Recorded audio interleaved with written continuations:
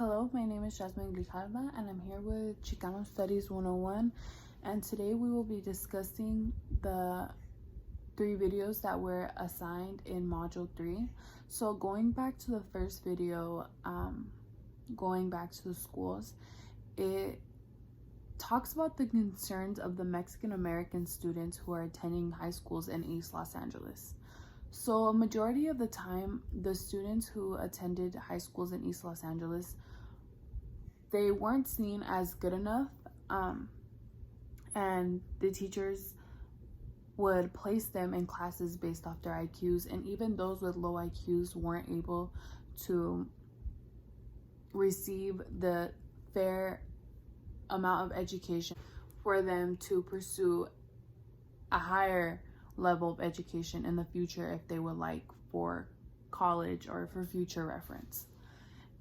The students were very upset. They wanted to be seen as fair. They wanted fair education. The teachers were okay with allowing the education standards to be so low. And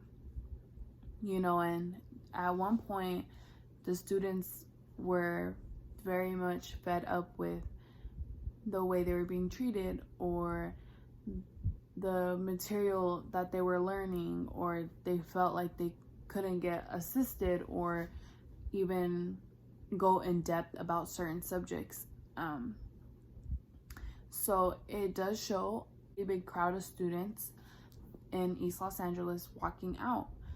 The Board of Education did, matter of fact, work in their favor. So after the walkout, the students were given bilingual classes. They were given Mexican American teachers and Mexican American advisors, and they were allowed, and the Spanish language was also allowed to take place during class. And then for the second video, it was fighting for political power, and it goes over the creation of what is called La Raza Unida Party, and they were fighting for political power and the importance of Mexican Americans' political rights when it comes to election and recognition.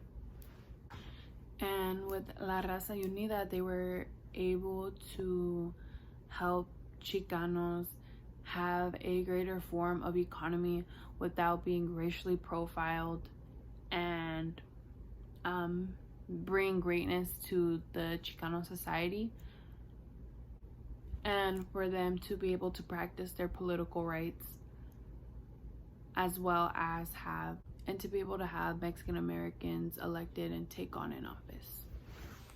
And then in the third video, it goes over zoot suits.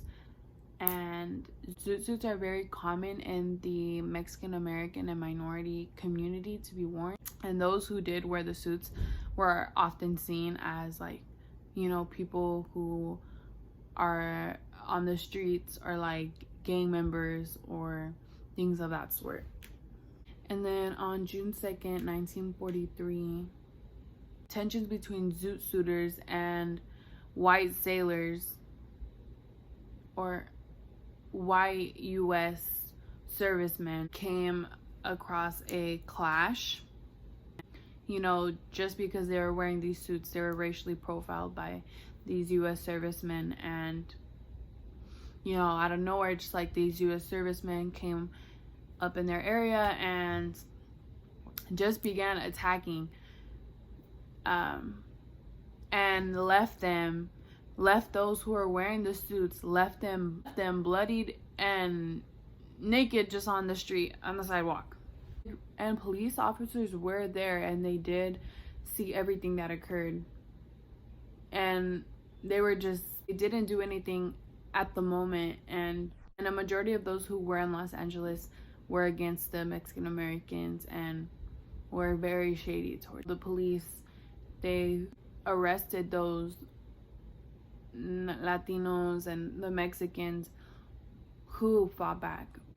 Yeah, so something that all three of these videos have in common is that they all see racial profiling towards Mexican Americans, and it is still unfortunate how things like that, not even towards just Mexican Americans, but how racial injustice and profiling still happens today.